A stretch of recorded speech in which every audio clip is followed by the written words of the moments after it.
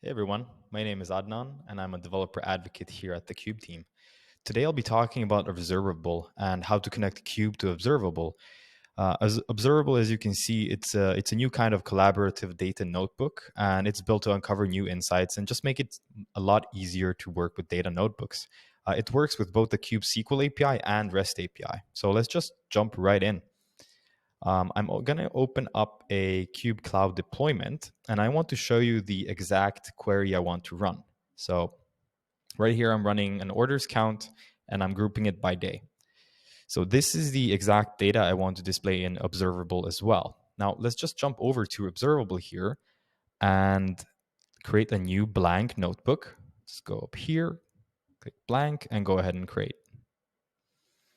Next, you need to go ahead and add a data source. So if I jump over to the right-hand side and click databases here, and I select configure a new database, this is going to take me to this pop-up to create a new database. How I do this is I go back to Cube Cloud, head over to the overview section, and here I select the SQL API. Go ahead and click the connect SQL API, and right here, I'm just going to copy over all of these connection strings and connection information up over to Observable. First, of course, give it a name. Let's say Cube SQL API. Go ahead and paste the host. Furthermore, the port is the same. Then copy the database, paste the database, and then of course, copy the user and password. Let's go ahead and copy the user, paste the user, do the same thing for the password, and paste that in here as well. Sweet. Go ahead and click add new.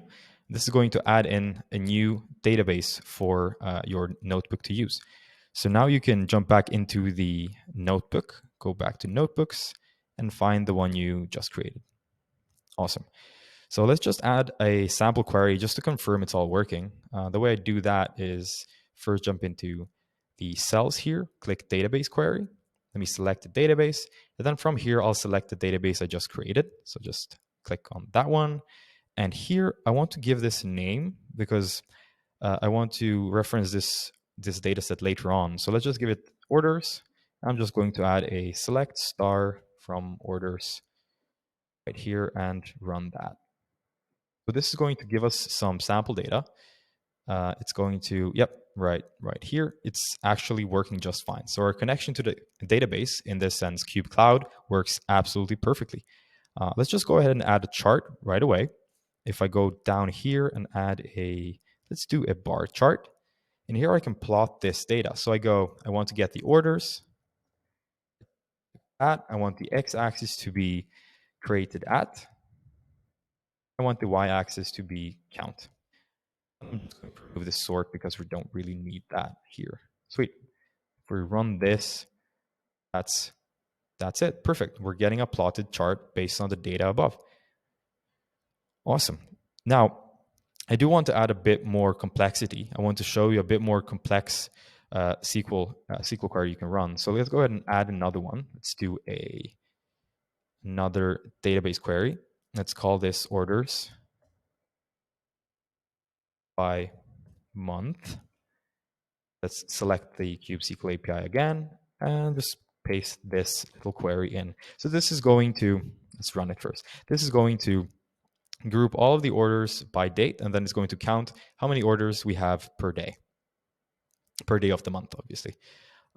So yeah, we have the preview here. And now if we want to plot the data, once again, we go down to let's do the bar chart again. Let's select the orders by month data set. So orders by month. Once again, we're selecting the x-axis to be created at. And we're doing the y-axis to be orders. Again, let's just remove the sort because we don't really need it. Let's run this, and we're getting a super, super nice plotted chart back from here. And this is, as you can see, a super simple way you can run queries against Cube SQL API, but because Observable is very, very nice, it also supports using Cube's REST API. So let's just run by that as well. If I click this JavaScript cell here, I can go ahead and copy the REST API endpoint from Cube Cloud as well. So let's just write Cube REST API. And let's set that to a value. We're copying it here from the REST API. Let's go ahead and grab this value right here. Let's copy that, and we're just pasting it right here. Sweet. So this is going to give us a value of the Cube REST API. Perfect.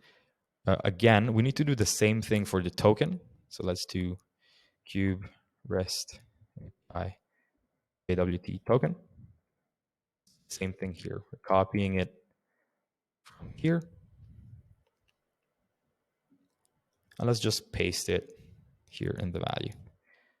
One thing you need to keep in mind is that you really need to add this bearer string in front of it, because that's what the post request will require later on. So let me just show you a last step. As I also want to do, as I want to grab the JSON query, so the query in JSON format from kubecloud.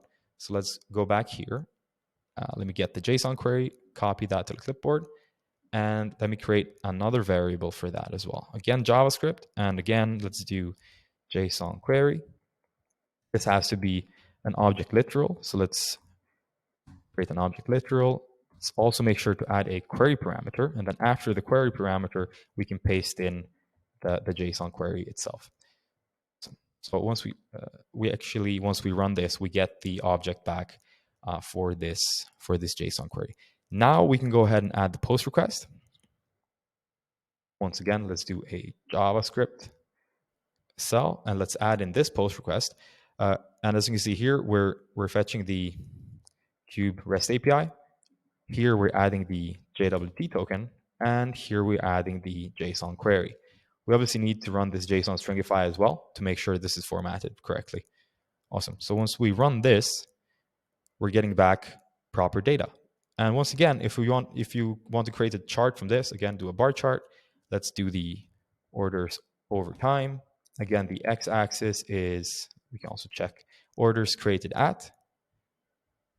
And let's add that here. So orders created at.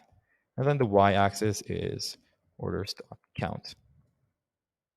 Again, we don't really need the sort, so we can remove that and run this.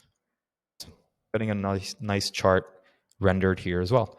And that's pretty much it. You're using the variables that you've created here, and you're copying and pasting the values from kubecloud. You're adding a post request, and then you're just plotting the response from the post request here in the chart itself. This is a super simple way to read Cube's data from Cube into Observable, and you get a query cache by default, obviously. But if you want to do something more serious like pre-aggregations or multi-tenancy, you can just take a look at our documentation and read more about that right there. So yeah, that's all for this video. Until next time, bye-bye.